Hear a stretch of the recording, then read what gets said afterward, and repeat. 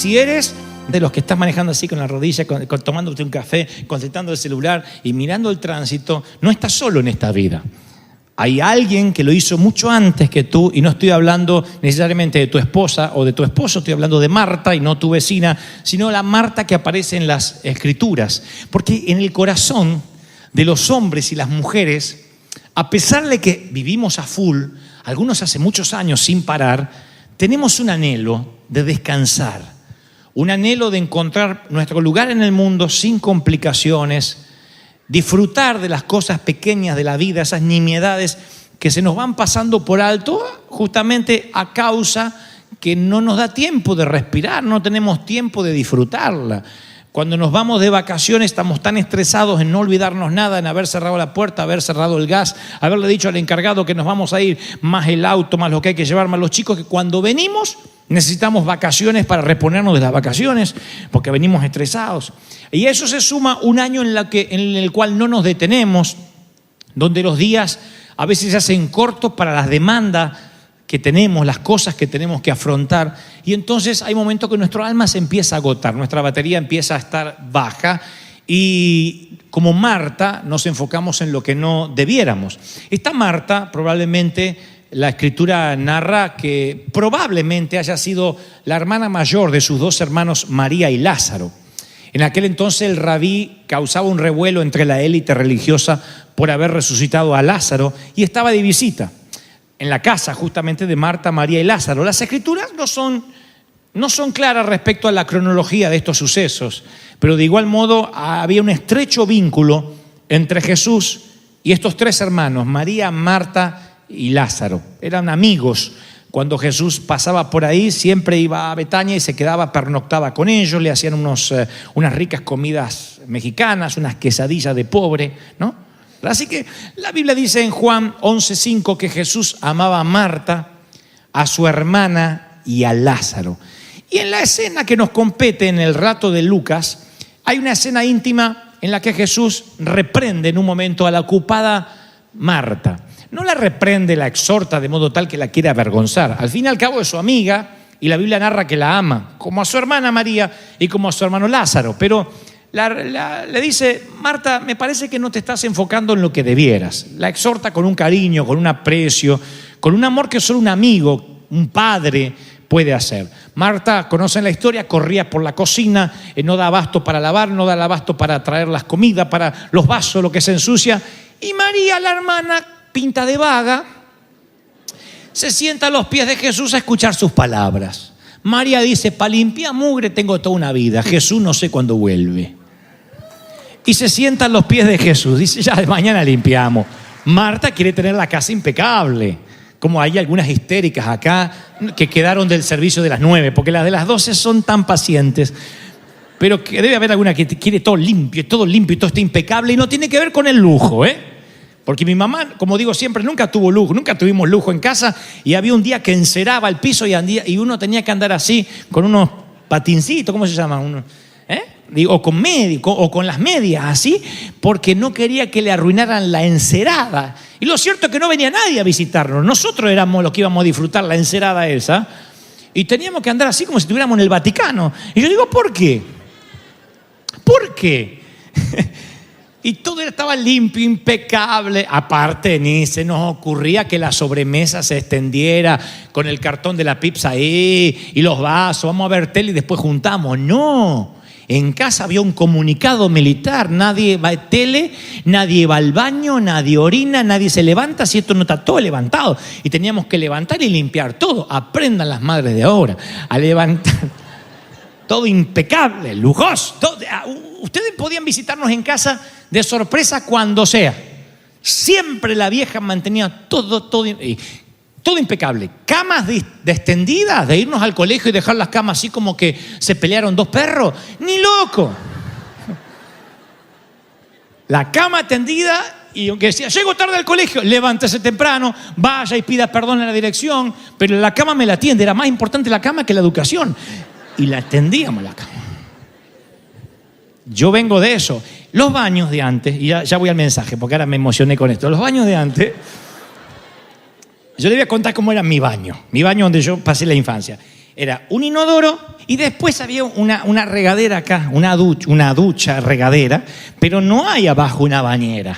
Entonces cuando abría se mojaba todo el baño, el inodoro, todo, porque era todo chiquitito.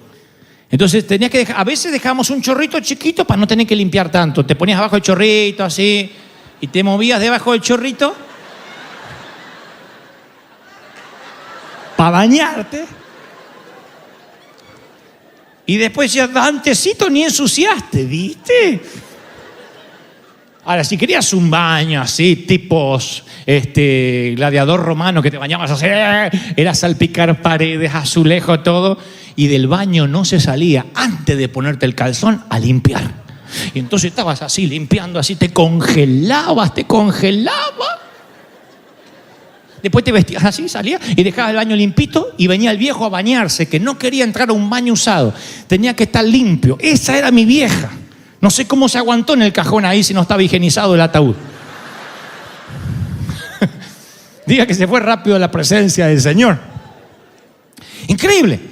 Entonces, yo sé que hay muchas que tienen aquí y muchos que son como Marta. Y está bueno ser pulcros, ser higiénicos, tener todas las cualidades de alguien que le gusta trabajar, que la casa esté impecable, porque eso lo disfrutan los demás que conviven con esa persona. Pero cuando cualquier cosa que nos desenfoque de estar a los pies de Cristo, cualquier cosa que nos quite el enfoque de lo importante por una urgencia que se puede hacer mañana y que no es tan urgente si lo pensamos de manera técnica, es aquello que nos hará ganar una exhortación del Señor, como se la ganó Marta.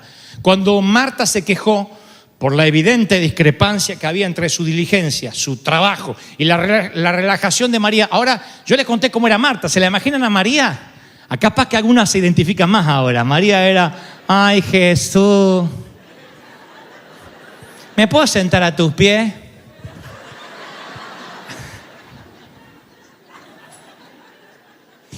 Y se desparrama ahí a los pies. ¡Oh! Y la otra tenía un veneno encima. No porque tenía que hacer la tarea, sino porque la ve a esta tirar a los pies de Jesús. Entonces Marta ve que ella es muy diligente, que la hermana está disfrutando ahí a los pies de Jesús.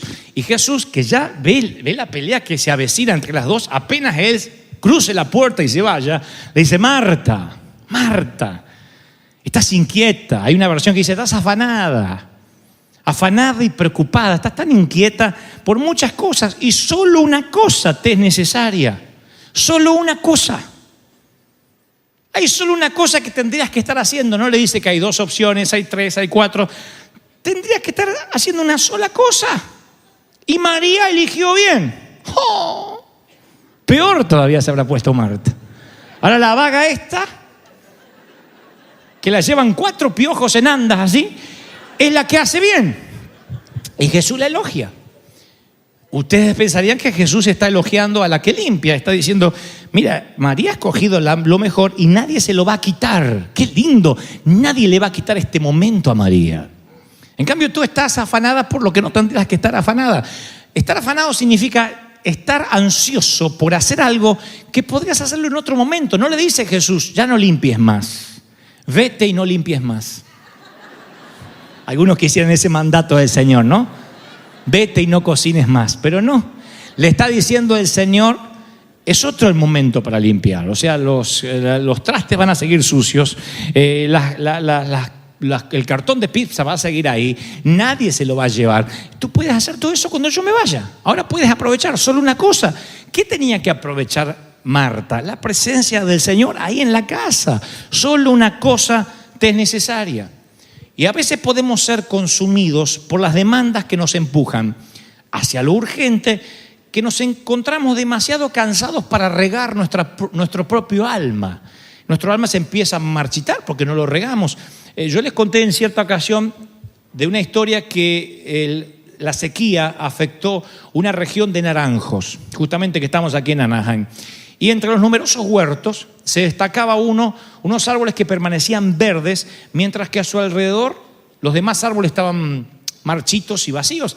Y entonces cuando se le pregunta al agricultor cuál era el secreto, que sus árboles continuaban verdes a pesar de la sequía, él responde lo siguiente, dice, mis árboles sobreviven hasta 2 semanas más que el resto sin agua.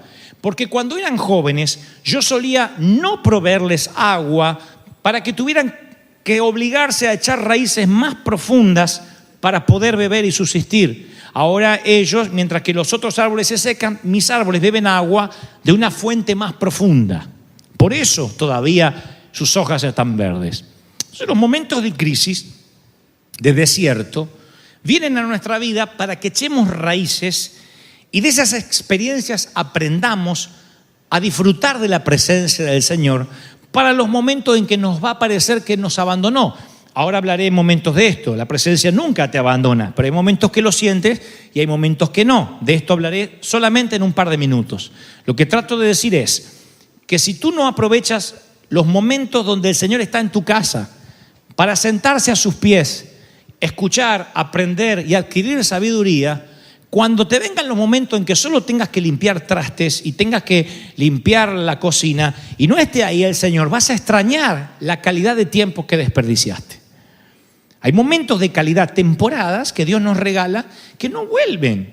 Y un día llega el tiempo en que solo nos encontramos en un fregadero de la cocina, miramos hacia la sala, Jesús no está ahí o percibimos que no está y añoramos los tiempos en que pudimos sentarnos a sus pies y aprender. Yo digo siempre que nuestros hijos no deben quemar etapas. Tenemos que permitirles ser niños y que jueguen hasta cualquier edad. Si tu hijo tiene 16 y está jugando, no lo tienes que retar, que juegue, porque hay un momento que ese tiempo no va a volver. Cuando tenga que mantener una familia y unos críos, se pone con Nintendo y Mario Bros. La mujer le va a tirar a Mario Bros por la cabeza si se pone a jugar. Entonces ahora que no tiene críos y que alguien lo mantiene, si quiere jugar dentro del tiempo que le dan los padres, que juegue. No, porque a veces los padres dicen como tan grandote con pelo en las patas jugando. Y bueno, hay niños peludos de 30 jugando. Pero que no quemen etapas, que disfruten. Lo mismo con los que tenemos hijas. Las niñas como viene la vida, van a querer pintarse las uñas al año, van a querer maquillarse a los 2 años, ponerse una falda cortita a los 3 y a los 4 van a querer teñirse el cabello. Y si nosotros les hacemos que empiecen a vivir las cosas que tienen que vivir ya cuando sean más señoritas, ahora de niñas, ¿qué les queda para cuando tengan 14? Cuando tengan 15, van a tener sexo a los 13, a los 14 van a quedar embarazadas, a los 15 van a ser madres. Y hay niñas que debiendo estar jugando con Barbie tienen que estar jugando con los Ken que le nacieron. ¿Por qué? Porque queman etapas, porque no viven el tiempo que tienen que vivir. Esto en término humano, en término físico, del crecimiento cronológico normal. Ahora, en término espiritual, ¿cuántas veces quemamos etapas y no disfrutamos sentarnos a los pies de quienes podemos aprender? Un día esos maestros se van a ir. Los Elías no van a permanecer con nosotros siempre. Un día son arrebatados y Eliseo, por más que tenga una doble porción del espíritu que había en Elías, va a añorar los tiempos en que la responsabilidad no cabía sobre él. Claro, para Josué fue maravilloso tomar el lugar de Moisés. Ahora, ¿creen que cuando no sabía qué hacer, para dónde escapar, cuando el pueblo se rebelaba, no hubiese querido encontrarse con Moisés y decirle: Moisés, ¿vos qué harías? Pero se había ido. Y ahora tenía que asumir la responsabilidad. Miren si Josué no hubiese aprovechado los tiempos en que se quedaba unos metros más abajo de la montaña mientras Moisés tenía comunión con el Señor. De allí es que uno tiene que aprender a servir para que algún día lo sirvan. Es no quemar etapas, tiempos que tenemos que aprovechar. Si todavía puedes sentarte a los pies de alguien que sabe y aprender, tienes que disfrutar ese tiempo porque no vuelve. Y yo te hablo esto porque yo sé que los jóvenes que están estudiando, es pesado estudiar a veces matemáticas. Si tienes desarrollado tu parte creativa cerebral, la lógica, yo odiaba las matemáticas, los logaritmos, las físicas, todas esas cosas las odiaba porque yo era creativo, poeta y dibujante. Ahora, el que le encanta la contaduría odia la poesía, el dibujo y todo eso. Pero hay que aguantarse esas cosas porque después te sirven para la vida. Y yo me acuerdo que hay cosas que tampoco disfruté del colegio. Son cosas de mi soltería, tiempo de mi soltería que no disfruté. Porque como muchos de ustedes me quiero casar. Me quiero casar. Después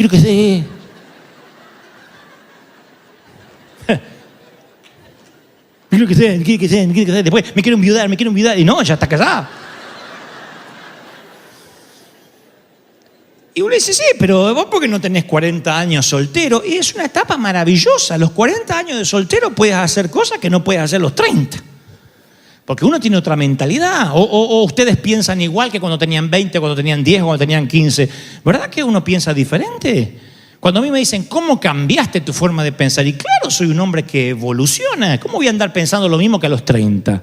Yo no pienso lo mismo ni que a los 40. Yo fui cambiando. Mi forma de pensar, mi misericordia cambió, mi gracia cambió, mi sentido de la justicia cambió. ¿Por qué? Por experiencias, por cosas que he pasado. Entonces uno va mutando. Uno evoluciona o involuciona, ¿no? ¿Cómo evolucionamos? Cuando la presencia de Dios nos visita en casa, inmediatamente nos sentamos a sus pies. Esto en términos de la parábola o de la metáfora es cuando los momentos en que Dios nos visita hay que aprovechar estos momentos que tenemos en la iglesia, que no vuelven, momentos que no regresan, son temporadas únicas, visitaciones del Espíritu. Pero a veces las demandas nos consumen, a veces vienen las sequías y estamos tan absortos en las demandas que nos damos cuenta que cuando queremos beber de aguas profundas no hemos echado raíces que nos conecten esas aguas. Y entonces nos empezamos a secar. Y la presencia de Dios es un viaje que uno puede asumir para toda la vida. Y esto es lo que yo les dije que le iba a hablar en un par de minutos, que tiene que ver con sentir la presencia de Dios o no sentirla. Con esto de la parte sensorial, ¿la siento o no la siento? Imagínate un camino polvoriento, de Oriente Medio, eso quise decir. En Oriente Medio, un camino lleno de polvo que serpentea en medio de parras, de praderas, de colinas. Es un camino solitario. Entre los que viajan hay dos hombres, dice la Biblia, discípulos de Jesús. Dos hombres que habían estado creciendo a los pies de Cristo. Uno, la Biblia narra, que se llama Cleofás, y el nombre del otro se perdió en la historia. La Biblia no registra el nombre del otro. Uno es Cleofás y otro más, pero ambos son discípulos de Jesús. Ambos viajan desde la gran ciudad de Jerusalén, unos 11 kilómetros, a un pequeño pueblito llamado Emaús. Esos 11 kilómetros caminando lleva un poco más de 2 horas, lo que hoy dura una buena película. 2 horas de duración, de camino. Estos dos hombres salieron de Jerusalén, van a Emaús, posiblemente a llevar mercadería, por ahí se dedican, no sé, a vender algo y tienen que caminar esos 11 kilómetros. Metámonos despacio en la escena que encontramos en el capítulo 24 de Lucas. Estos dos hombres están atrapados en una conversación muy profunda, repasando todo lo que recientemente había sucedido en Jerusalén. Su líder, Jesús de Nazaret, un poderoso profeta en palabras, en hechos, fue entregado a los procónsules romanos y sentenciado a muerte, fue crucificado entre dos ladrones. Ambos muchachos, Cleofás y el otro, que van camino a Emaús, esos 11 kilómetros, van hablando de lo preocupados que están porque vieron los azotes, los golpes, la sangre, la agonía, la deshonra de la muerte de su líder. Las noticias resuenan en toda la ciudad, es lo que hablan todas las radios, están las portadas de todos los periódicos. Los hombres están abrumados por los acontecimientos, angustiados, deprimidos, desalmados, desanimados. Y en el medio del camino polvoriento del Oriente Medio se les une un tercer hombre. Crea una pequeña nube de polvo con sus pies, se mete en el medio de la caminata. Estos dos no reconocen al hombre que se les suma en la caminata. Es joven, barbudo, una israelita como ellos, luce como hebreo, y empieza a hablar. Se une a la conversación y pregunta, ¿puedo saber de qué discuten? Fíjense que es sarcástico, que es este tercer hombre, que ustedes saben la historia, es nada menos que Jesús resucitado. Le dice, ¿puedo saber de qué discuten? Así se mete en la plática, ¿no? Y Cleofás y el otro muchacho dice, ¿qué? ¿Eres el único en Jerusalén que no sabe lo que acaba de suceder? Debe ser peregrino. Tú tienes que ser un inmigrante, de aquí no eres. ¿Cómo no sabe lo que está viviendo la nación? Y siguen sin reconocerlo. Jesús dice, no sé, ¿qué acontecimientos son estos que ocurrieron? Fíjense la ironía, el sarcasmo de Jesús. No sé, ¿qué acontecimientos? Se hace el que no sabe. Ustedes dirían, pero Jesús, ¿por qué se hace el que no sabe? Porque los quiere escuchar hablar un poco a estos, ¿no? ¿Qué es lo que pasó? Y esto le empiezan a contar, ¿no te enteraste? El que se decía ser el Mesías fue llevado ante el patio de Caifás y después ante Herodes, ante Pilato, se lavó las manos y después fue condenado. Le cuentan la historia. Y Jesús le dice, ¿y acaso Cristo no tenía que venir a sufrir, a pasar estas cosas para después entrar en su gloria? Y los muchachos lo miran y dicen, ¿dónde sacaste eso? ¿Cómo de dónde saqué? Del Pentateuco, lo que decía Moisés, los profetas, y le empieza a abrir las escrituras. El tercer transeúnte les abre las escrituras a estos dos, que están ensimismados, están como Marta lavando sus platos sucios. Ellos están preocupados y ahora todo lo que tenemos que hacer, y se nos murió, y ahora qué vamos a hacer. Ellos no pueden ver quién camina con ellos. Se pierden la bendición que tuvo María. Está Cristo con ellos, pero no lo sienten, no lo ven, se están topando con Él. Son de los pocos que la historia registrará que caminaron con un Cristo resucitado. Todo el resto caminó con un Cristo normal, con un cuerpo físico, que no echó mano a la deidad divina para caminar. Acá es el Cristo resucitado. Este Cristo que camina con Cleofás y el otro varón, estuvo en la tumba, estuvo 3 días muerto, estuvo 3 días en el Seol, resucitó y ahora camina con ellos. Miren qué privilegio tienen estos tipos. Sin embargo, no se dan cuenta. Y Cristo les empieza a predicar. La cosa es, para hacer la historia larga, corta, que llegan a Emaús. Ellos empiezan a decir, wow, tiene razón, Moisés ya había hablado de que este tenía que morir crucificado. Porque si uno no comprende las escrituras, Jesús podría caminar contigo y tú no lo reconocerías. Si la palabra de Dios no cobra vida para ti, tú no reconoces que Jesús camina a tu lado. Esa es la diferencia de decir, yo no tengo a Jesús a mi lado. Eso es teológicamente incorrecto. Jesús está a tu lado. Y ahora en unos minutos más les voy a hablar cómo Jesús a veces está al lado de los inconversos, que dicen no tiene a Jesús en su corazón. Sin embargo, yo te voy a demostrar que sí lo tienen, nada más que no lo reconocen. Se los voy a decir en minutos antes de que me apedreen por herejes y me dejan avanzar. Ellos caminan a Emaús y no saben que Jesús está con ellos. Lo invitan a cenar y allí es cuando llegan a Emaús y Jesús les termina de abrir los ojos, lo reconocen. Cuando le piden, quédate a cenar con nosotros, Él le abre los ojos a los discípulos y entonces, imagínense la sorpresa, la conmoción, la alegría. ¡Jesús! ¡Eres tú! ¡Estás vivo! Caminaron 2 horas los condenados y no se dieron cuenta. No crean que Jesús usó una máscara, se sacó la barba así y dijo, soy Jesús. Estos tipos estaban tan ensimismados en sus problemas que prefirieron lavar platos sucios del pasado en lugar de sentarse a los pies de quien estaba caminando con ellos. No lo reconocieron. Me sorprende que no lo hayan reconocido hasta que le fueron abiertos los ojos, que es un modismo hebreo. Porque hay de los que piensan que estaban ciegos y hasta que Jesús no dijo, véanme, no lo vieron. No fue lo que ocurrió. El abrir los ojos significa hasta que se les reveló, hasta que le dijo, sonso. No me ven las muñecas horadadas. No me reconocen. Tanto se les grabó en la mente mi imagen allí crucificado y azotado y desnudo, que olvidaron cómo soy. Él no cambió de aspecto. De otro modo los discípulos jamás lo hubiesen reconocido. Tenía un cuerpo glorificado, pero no es que cambió de aspecto, se cambió la barba y ahora apareció diferente con 2 alas. Era el mismo. Pero estos no lo reconocieron y cuando se presenta ante ellos y dice, sí, soy yo, ahí desaparece. Y ahí les cambia la actitud a los muchachos, a Cleofás y al otro. Porque ahora tenían buenas noticias para contar. Venían del camino de Jerusalén para acá, venían preocupados. Pero fíjense cómo cambia la actitud de ellos desde que cuando salen de Jerusalén a cuando vuelven a Jerusalén, porque ahora deciden volver y están ansiosos por contar lo que vieron. Y hay una marcada diferencia entre la actitud de los discípulos desde y hacia Jerusalén. De camino a Emaús, Jesús estaba con ellos. No lo reconocieron, pero de todos modos Él estaba allí. Estaban cabizbajos, desanimados, para darse por vencidos. De vuelta, ya Jesús no estaba con ellos de manera física, pero ahora estaba en el Espíritu, ahora estaba resucitado. De ida estaba de manera física, en ambos caminos Jesús estaba. En el camino a Emaús Jesús estaba de manera física, en el camino a Jerusalén estaba espiritualmente. Pregunta, ladies and gentlemen, ¿qué modificó la actitud de los discípulos, de estos dos? Porque a la vuelta a Jerusalén iban locos, viste, resucitó, yo no sabía. Cambiaron. Ahora Jesús no camina con ellos físicamente de regreso. Sin embargo, están exultantes. De ida, Jesús camina con ellos y andan con cara de bautizados en Limón, cara de 6 de la tarde. ¿Qué cambió la actitud?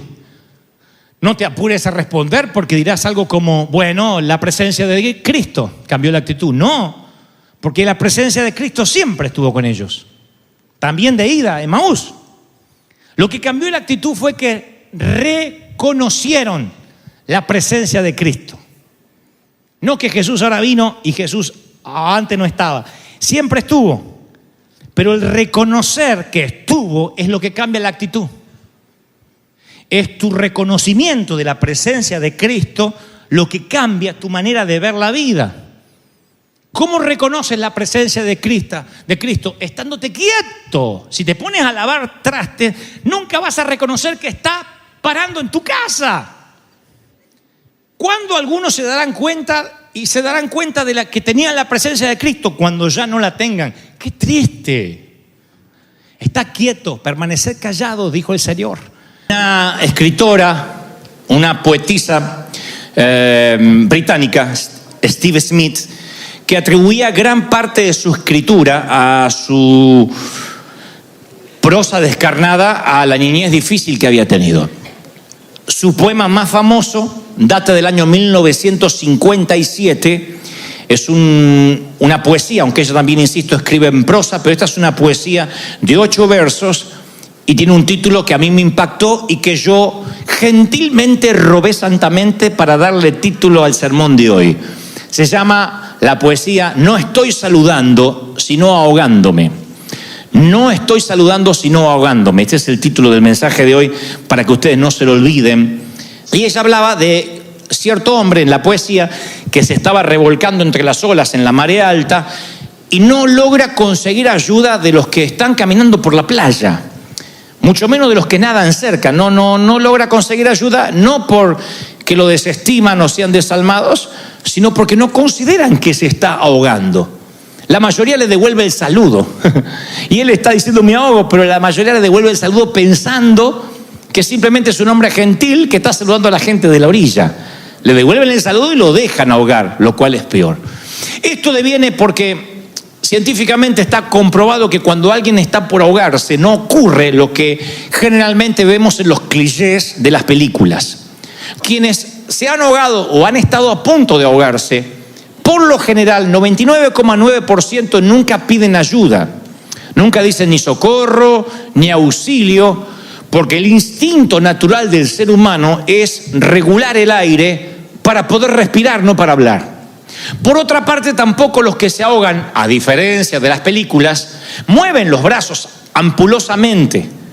Usan los brazos para poder mantenerte a flote. No se te ocurre levantar. Si apenas los levantas, literalmente parece que estás saludando. Por eso muchos pueden ahogarse aún cerca de otras personas que bien podrían rescatarlos, pero no se dan cuenta que están perdiendo el oxígeno. Digo esta información porque cuando la autora usa esta metáfora y dice, no estoy saludando sino ahogándome, a mí se me ocurre pensar que a muchos en la vida nos ha sucedido más o menos algo similar. Pero a diferencia de quien se ahoga con agua, nos estamos ahogando a veces en un mar de ansiedad, de tristezas, de eventualidades que nos quebraron, que nos golpearon, y entonces necesitamos ayuda y no sabemos cómo pedirla. Nadie nos enseña cómo pedir ayuda cuando estamos tristes, cuando estamos entrando a valles de profunda depresión. Y si levantamos la mano, interpretan que estamos saludando y en lugar de que nos estamos ahogando. Y esto nos pasa a todos en algún momento de la vida. En algún momento comenzamos nuestras vidas con gran expectativa, con sueños altos, con expectativas que nos superan. Y en un punto del camino las expectativas empiezan a decrecer, los sueños caen en un abismo, de pronto lo que soñábamos, las aspiraciones ya no son la misma. ¿Por qué? ¿Qué nos pasó? ¿Necesariamente nos atacó Satanás? No, nos tocó la vida. Yo siempre menciono la vida, no siempre es un paseo por el parque, no es un lecho de rosas. La vida duele, amar duele, tener hijos duele, casarse duele, divorciarse duele, un funeral duele, un nacimiento duele. La vida suele doler y eso es lo que nos hace sentir vivos. El gran tema es cuando todas esas cosas convergen como una tormenta perfecta en tu vida y sientes que te ahogas. Y nadie se da cuenta de lo que estás viviendo. Y tú solo sabes que tu vida nunca va a ser la misma, que la muerte de ese ser amado te cambió, ya no vas a reírte como antes. Puede ser la muerte de un ser querido, la muerte de un matrimonio, la pérdida de un empleo. A veces hay golpes que te hacen perder el balance, te desequilibran por mucho tiempo.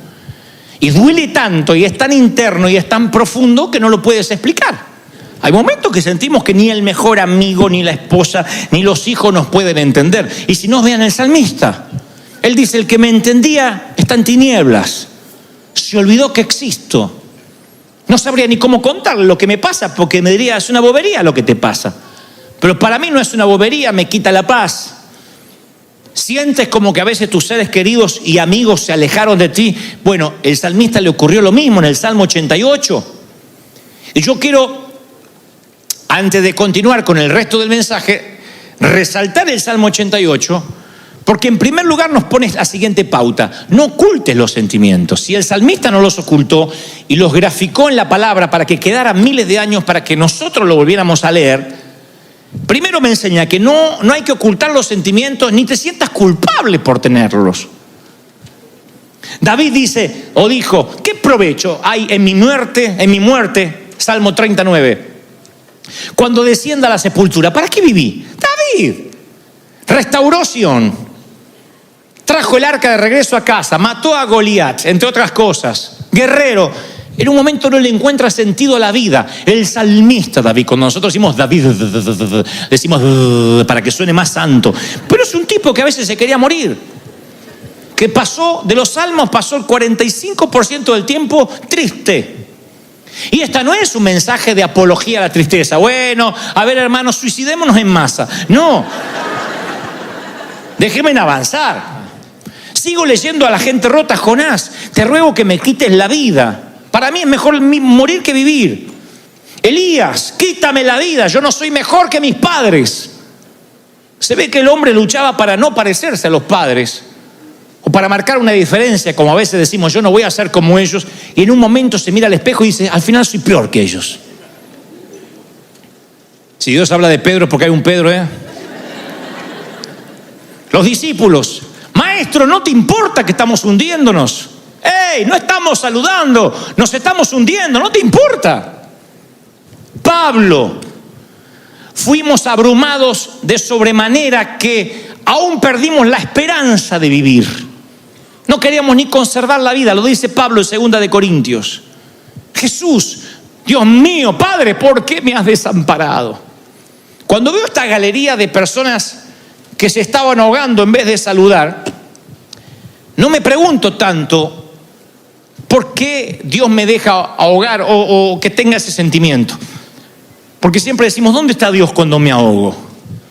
Yo quiero que me ayude porque mi matrimonio está mal, porque mi hijo está en las drogas, porque mi marido es borracho, porque me pega, porque me falta el respeto, y quieren una palabra mágica que traiga sanidad a los corazones. Sin importar cuál sea la aflicción, las preguntas suenan siempre igual. ¿A Dios le importa que me estoy ahogando? ¿Le importa que estoy roto? Siempre es la pregunta, pero a Dios le importa. ¿Y qué respondemos los que ministramos? Sí que le importa, Dios te va a ayudar, Dios te va a reparar, Dios te va a sacar de ahí. Aunque pases por valle de sombra y de muerte, no tendrás temor alguno. Dios te va a surgir, Dios te va a bendecir, te vas a prosperar. ¿Sí o no? ¿No decimos eso? Bueno, yo los dejé aplaudir porque es verdad, pero no toda la verdad. ¿Qué cambiaría en tu relación con Dios si yo te dijera que Dios no solo te repara cuando estás roto, sino que a lo mejor Él tuvo que ver con tu rotura y hasta participó en que casi te ahogues? ¿Sabes lo que están pensando? ¿Y por qué Dios me haría una cosa así? Déjenme avanzar. Una cosa es amar a Dios cuando pensamos que Él es quien repara nuestras vidas rotas. Otra cosa es amar a Dios incondicionalmente cuando descubres que a lo mejor tus heridas son las que te capacitan para el servicio. Piénsalo. ¿Qué tal si las heridas que le imploras a Dios que sane, las cargas que suplicas que Él remueva, son justo lo que te capacita para servirle? Me costó años entenderlo. Yo pensé que esto era así. Dios te busca cuando eres niño o jovencito, como en nuestro caso, y te empieza a procesar. Cuando ya te tiene a punto, caramelo, cuando ya dice, uy, qué perfecto que es. Ya tiene la familia perfecta, este no peca, este es puro, este le va bien, por si fuera poco es argentino, así que imagínate. Ahora lo voy a empezar a usar. Ya lo capacité, sabe predicar, está ungido. Este no anda en Uber, anda en carros de fuego. Yo pensé que uno llega a un nivel donde Dios te empieza a usar. Yo nunca, me costó muchos años darme cuenta que al contrario, Dios está buscando gente rota para usar.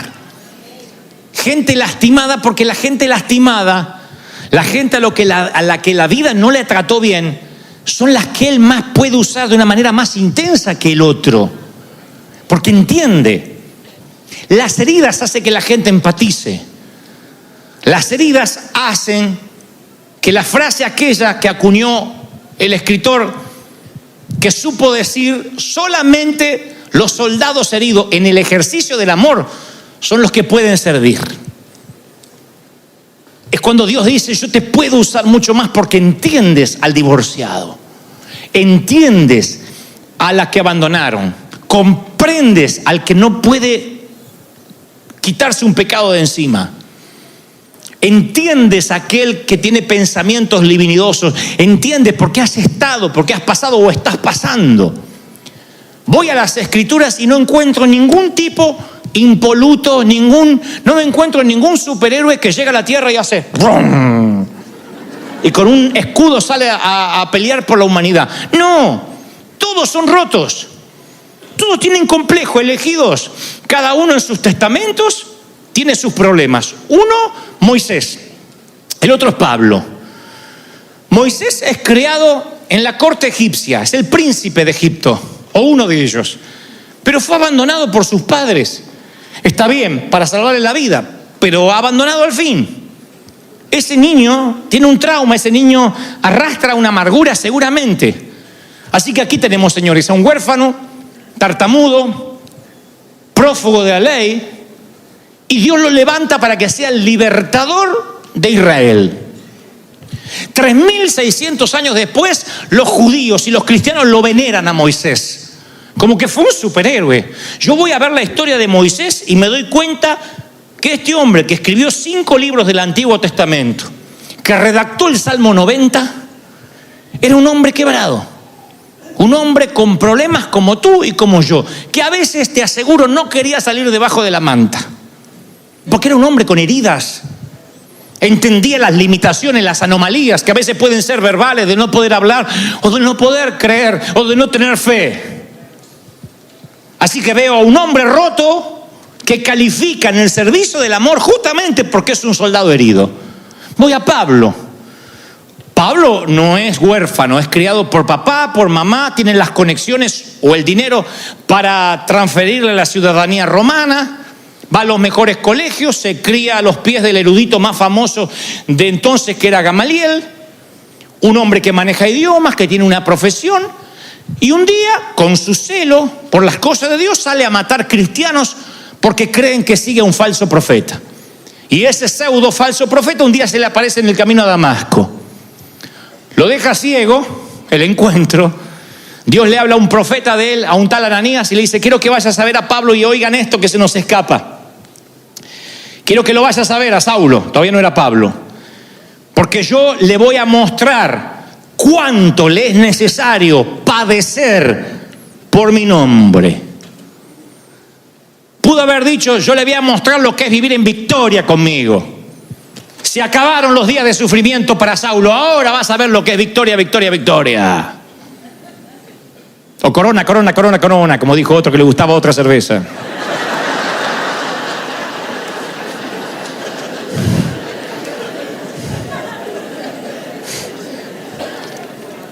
Y todo el libro de los Hechos habla de lo que Pablo tuvo que pasar. Pero dejémoslo que Pablo nos cuente el testimonio en primera persona. Vamos a invitarlo a este estrado y que él nos diga. Y nos diga: River, yo trabajé más que todos ustedes. He estado preso más veces. Me han azotado con látigos más que a ustedes. Y he estado en peligro de muerte decenas de veces. 5 veces las autoridades judías me dieron 39 azotes con un látigo. Si a mí me agarran 5 veces para que me peguen 39 latigazos, hasta acá llegué. Búscate otro. En 3 ocasiones se hundió el barco en que yo viajaba. No se le hundió una vez. Estamos hablando de que no estás saludando, te estás ahogando. 3 veces Pablo se estuvo ahogando. Y no de manera metafórica, de verdad. Una vez pasé una noche y un día en alta mar hasta que nos rescataron. Crucé ríos arriesgando la vida. Me he visto en peligro con gente de mi pueblo y con extranjeros, en el campo, en el mar y entre falsos hermanos de la iglesia. He sufrido hambre y sed. Por falta de ropa he pasado frío. Por si esto fuera poco, no dejo de preocuparme por todas las iglesias. Como si esto fuera poco, tengo una debilidad anónima. La Biblia no considera decirnos, a pesar de que somos chismosos, qué era lo que luchaba Pablo. Un aguijón en mi carne, un mensajero de Satanás que me atormenta. 3 veces le dije: Señor, quítamelo. ¿Qué me dijo Dios? No. Y cuando la vida de Pablo llega al final, a filo de espada de un verdugo, Pablo había sembrado decenas de iglesias por el Mediterráneo y había redactado 13 libros, por lo menos 13 libros del Nuevo Testamento. Otro que estaba roto, desesperadamente roto, quebrantado. Pasa que hablamos del gran Pablo como si fuera Simón Bolívar, San Martín, Martin Luther King. No, Pablo era un hombre quebrado. Esto demuestra que en el servicio del amor solo los soldados heridos pueden servir. Un hombre más herido que este, imposible encontrarlo en la Biblia. Y escribe, miren con cuán grandes letras os escribo desde las prisiones. ¿Quién escribe palabras de aliento desde una cárcel? ¿No se supone que te tienen que ir a alentar a ti? Si te mandan a la cárcel, ¿no esperarías aliento? Ahora yo te digo, no, aprovecha desde la cárcel para escribir libros motivacionales. Tú dices, me estás cargando. Yo estoy demasiado roto, demasiado preso, demasiado enfermo para servir. Y si no estás demasiado enfermo para servir, digo, sí estás demasiado enfermo, pero no para dejar de servir. Y si no estás demasiado solo, sí lo estás solo, pero no para dejar de servir. Y si la enfermedad, la soledad, el estar preso, el sentirse sin papeles, fuera un propósito de Dios, porque puedes entender, porque puedes comprender. Si uno se cría en una cuna de oro, difícilmente se va a conmover con la gente que llora cuando le llevamos los muebles y le ponemos un colchón en la casa. No se te cruza por la cabeza que hay gente que duerme sin colchón. Pero de donde venimos la mayoría de nosotros sabemos lo que es dormir sin colchón, que llueve más adentro que afuera, por las goteras del techo. ¿No será que Dios permitió que naciéramos en esas condiciones para que hoy pudiéramos amar y servir? Sé que estás pensando, aún así no me convences, estoy demasiado roto para servir. A veces no tengo ganas ni de llorar. Y me está diciendo que me ponga a bendecir a otros. Mira, hay una antigua fábula china de una mujer joven que tenía un hijo pequeño. Ella era viuda, tenía un hijo pequeño y un cierto día una peste hace que su hijo muera y la mujer queda en un estado depresivo absoluto, sin tener con quien compartir la tristeza, sin tener un hombro con el cual llorar. Se estaba dejando morir y un día va y consulta a un sabio chino y le dice: quiero que me dé algo para quitarme semejante y tamaña tristeza. Y el sabio chino, lejos de decir no puedo, le dijo: por supuesto, puedo hacer una pócima mágica que cuando la tomes te olvides que alguna vez tuviste dolor o que tuviste un hijo. Te va a anestesiar la cabeza. Pero para hacer esa pócima necesito un arroz, no cualquiera, un arroz que tú mismo debes conseguir en la aldea donde vives.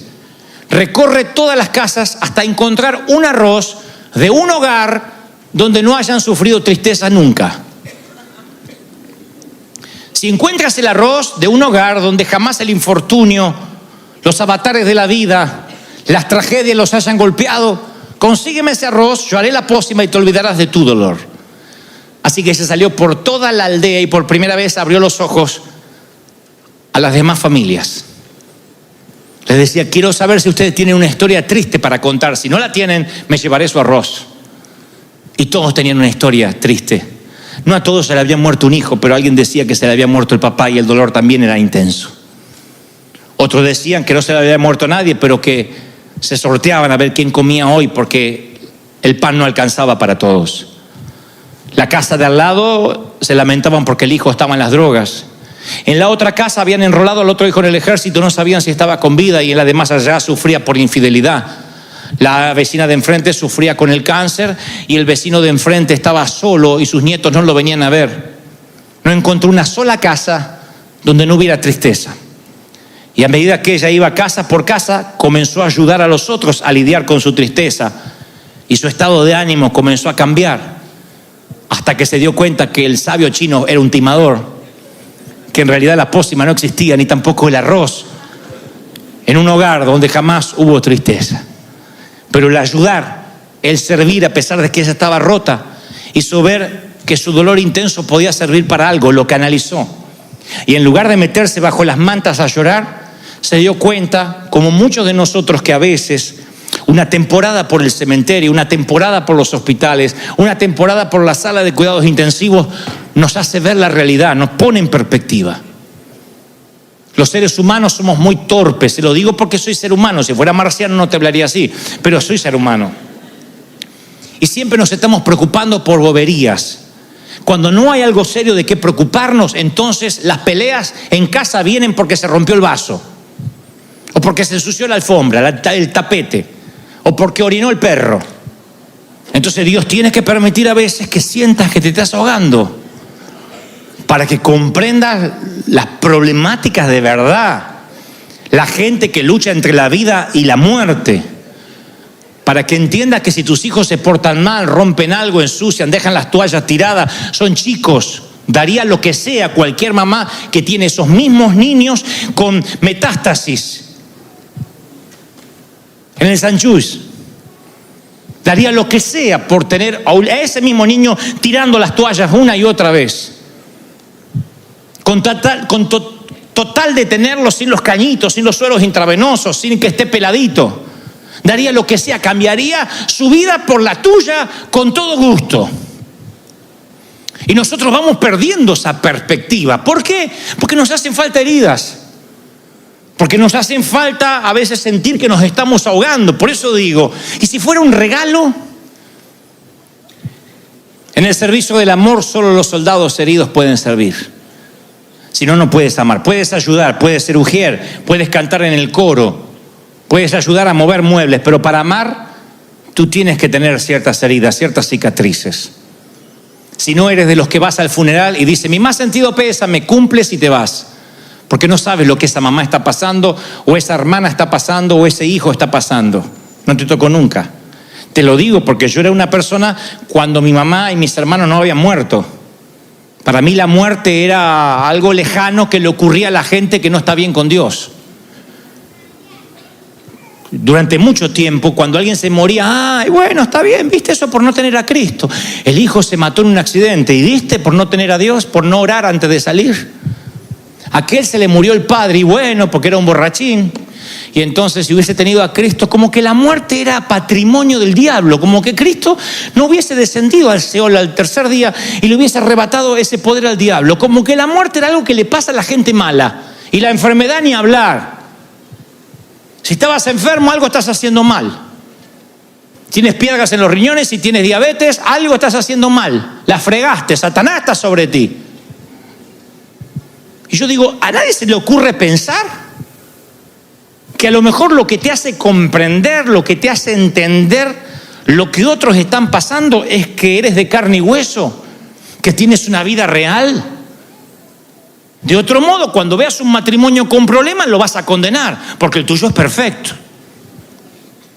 El tuyo no hace gases, tira flores, tu esposo.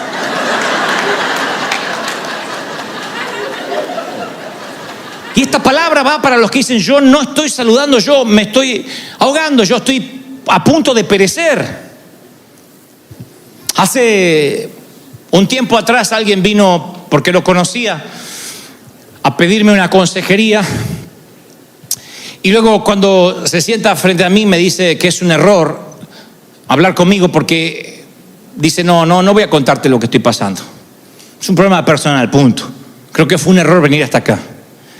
Y como supe que ya era un paso muy fuerte para él venir a verme, traté de que no se vaya rápido. Le dije, ¿cómo estás? Y me quedé esperando la respuesta. Y cuando no podía hablar porque era tanto lo que estaba quebrado, entonces yo le hablé de mis quebraduras. Y en un punto nos conectamos, porque las debilidades te hermanan. Las debilidades te aunan como hermano. ¿De verdad te pasó lo mismo?, me decía.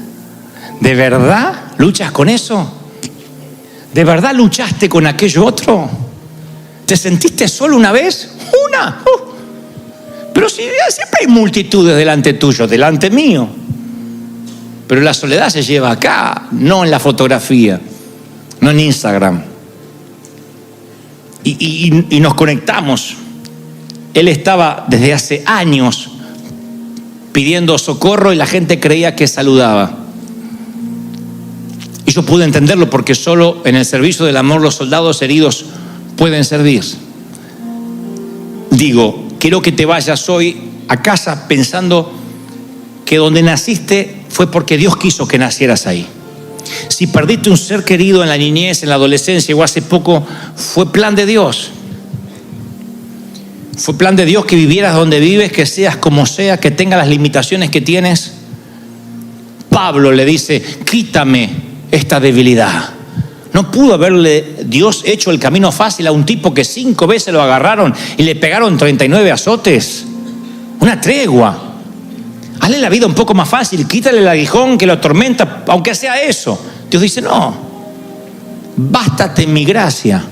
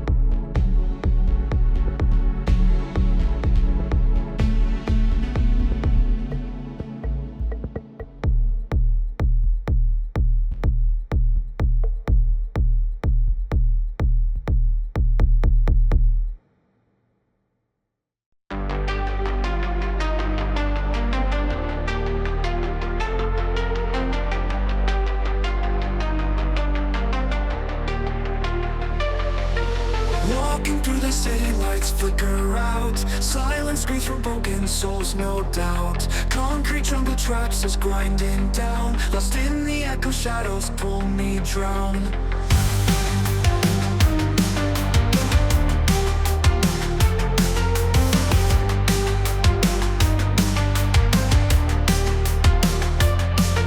Streetlights buzzing, whispers in the dark. Neon shadows glowing, leaving marks. Pavement breathes out stories old and cold. Past and future twisting, all unfold. We are lost in neon nightmares. Ghosts of dreams, electric flares. Running fast but going nowhere. In the maze we live in despair.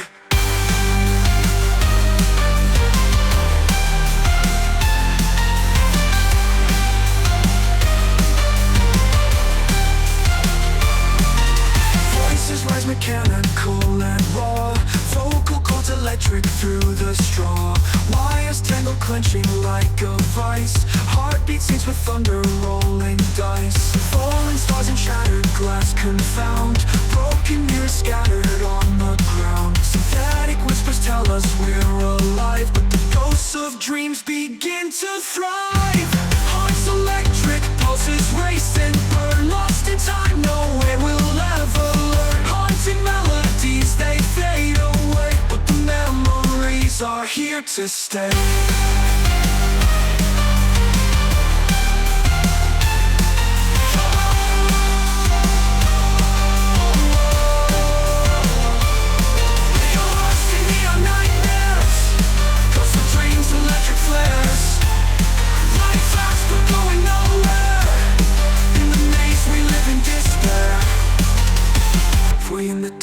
A flicker of light, a single star cuts through the endless night. A tiny spark, a whispered prayer. Maybe hope can bloom even here in the neon air.